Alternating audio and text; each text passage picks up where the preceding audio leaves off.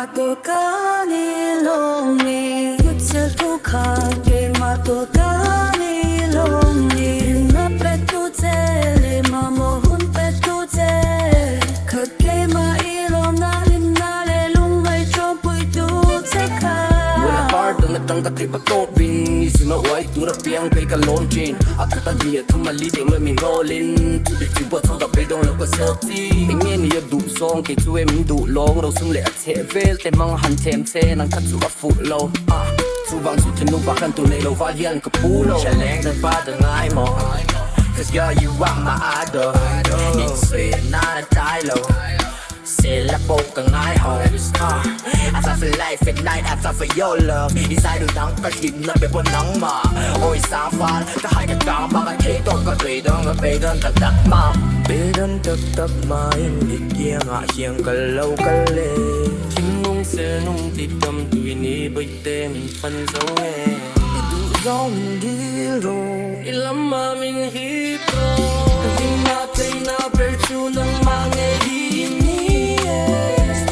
On the PP, he told me I should be in this feature. From the streets, now I'm writing in the studio. Know this boy from the wild, wild west. Just take some rest, I just lay on my chest. I just wanna make a mess with the song I wrote. Little kicky lyric, deal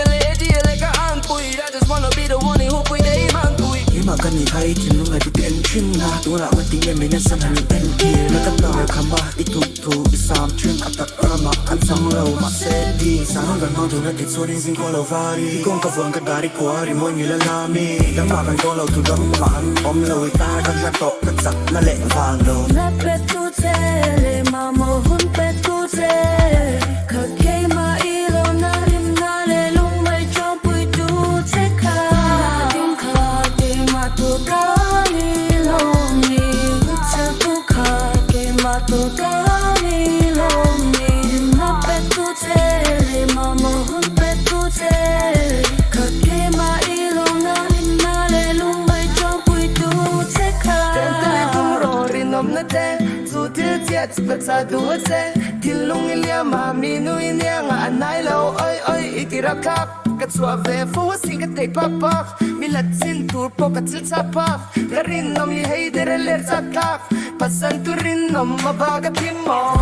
Din ka ke matur ka ni lam ni Kunjil nuka